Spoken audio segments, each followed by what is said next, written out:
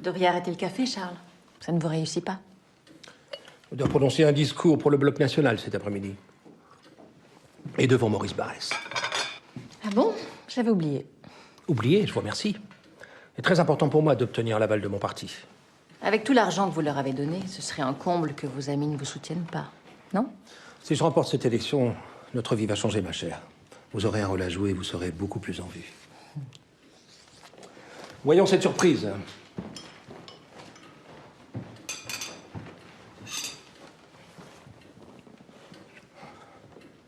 C'est quoi cette horreur? Juste mes origines, que l'artiste a perçues. Oui, j'ai du sang noir, par ma mère. Comme ça ne se voit pas, je n'en ai jamais parlé. Ça vous pose un problème? Mais vous ne comptez quand même pas montrer cette chose à votre entourage, si ça venait à se savoir. Rassurez-vous, je vais la mettre à l'abri dans mon boudoir. Je ne voudrais surtout pas ruiner vos ambitions politiques. Vous devriez prendre ça plus au sérieux. Si je suis élu... Je n'ai aucun doute là-dessus. Et je saurai tenir mon rôle. Mais n'attendez pas de moi que je renonce à ma liberté. Ça veut dire quoi exactement? Pour vous, l'art n'est qu'une marchandise. Mais moi, j'apprécie le talent de ce peintre. Et je vais m'employer à le faire connaître. Dites à mon chauffeur d'aller chercher Valbonne, à Falguière. Et de le ramener, cette fois. Vous devriez aller répéter votre discours, mon cher.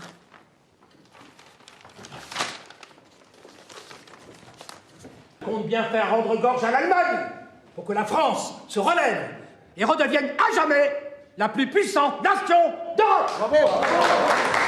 Bravo!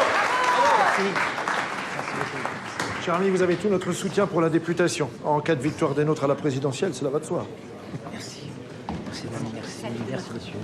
Merci, monsieur. Merci. Vous allez rendre compte sans déformer mes propos, j'espère. Ils sont suffisamment éloquents pour qu'il n'y en ait pas besoin. Surveillez ce type. Est-ce qu'il écrit sur nous? Très bien. Robert et sa clique sont des gens dangereux et irresponsables.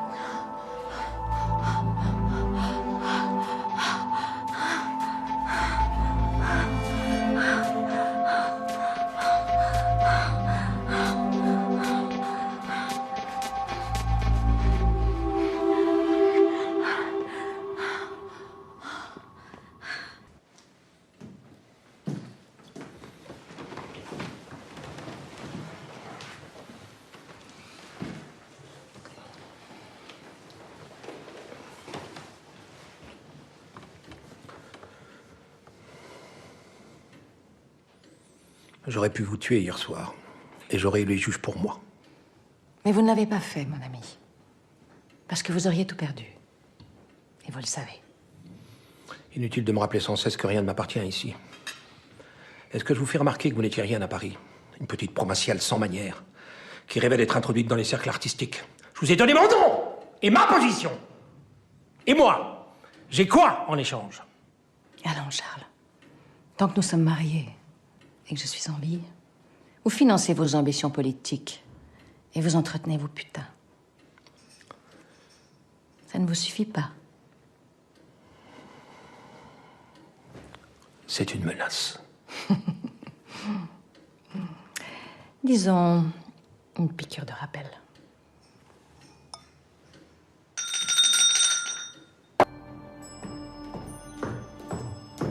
Paraît que votre barbouilleur est de retour. Oui, et il va rester.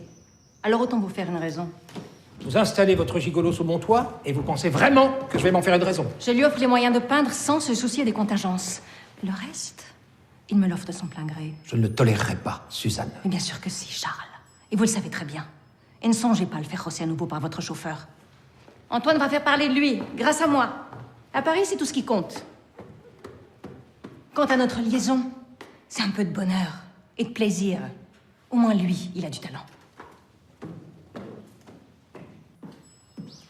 Je suis très inquiet. On me dit que des bruits odieux circulent à notre sujet. Notre sujet? Vous avez une nouvelle maîtresse? Je vous en prie, Suzanne, c'est beaucoup plus grave. C'est un stock de viande que j'ai livré à l'armée pendant la guerre. Les hommes de troupes seraient morts. Comment ça? J'ai jamais entendu une histoire pareille. Du temps de mon père, ça se passait... Votre père, il gérait bien mal ses finances et son personnel, croyez-moi. Il m'a laissé des centaines de conserves pourries sur les bras. Il a bien fallu les écouler. Parce que vous les avez vendus en connaissance de cause. Il y a toujours quelqu'un à acheter. Comment avez-vous pu? Vous vous rendez compte dans quelle situation vous nous mettez? Vous auriez préféré la banqueroute et la honte? Avec cet argent, j'ai remonté nos finances. Cette maison, ce train de vie, c'est grâce à moi. Grâce à la guerre, qui a tué mon frère. Nous sommes seuls, Suzanne. Il faut nous défendre, réagir. Ce journaliste Roman Ketov, il est sur l'affaire. Vous avez des relations dans ce milieu. Comprenez? Avec les élections qui approchent. Ketov, mon Dieu. Je vais voir ce que je peux faire. Cet homme que vous avez payé, il me faut son nom. Voyons, Alphonse. Au nom de notre vieille amitié, vous ne pouvez pas retirer votre nom de ma liste. Ce serait cautionner ces racontards. Alphonse! Suzanne! Il faut que je vous parle. C'est urgent. Écoutez-moi. Tous nos amis me tournent le dos. Il faut faire quelque chose. Vous deviez voir ce journaliste. Vous l'avez appelé? Il faut absolument un article pour me défendre. Ketov ne fera rien. Il faut vous attendre au pire. Au pire? Mais qu'est-ce que vous voulez dire? C'est pas possible. Nous devons réagir. Il n'y a plus de nous, Charles. C'est fini.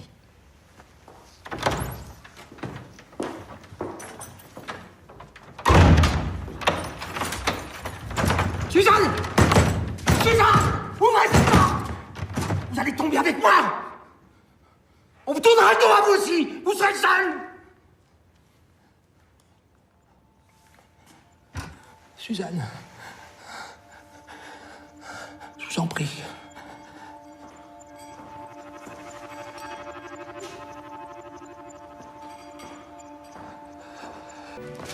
Suzanne! Vous avez vu le journal? C'est vous qui avez donné le nom de Guichard? Comment avez-vous pu? Je me protège. Vous avez sali le nom de l'entreprise de mon père. Mais c'était pour nous. Je voulais assurer notre avenir. J'ai toujours su que vous étiez opportuniste et malhonnête. Mais idiot et dangereux à ce point, je n'imaginais pas. Je ne veux pas être mêlée à votre naufrage. Suzanne! Vous n'allez quand même pas me brutaliser devant nos domestiques.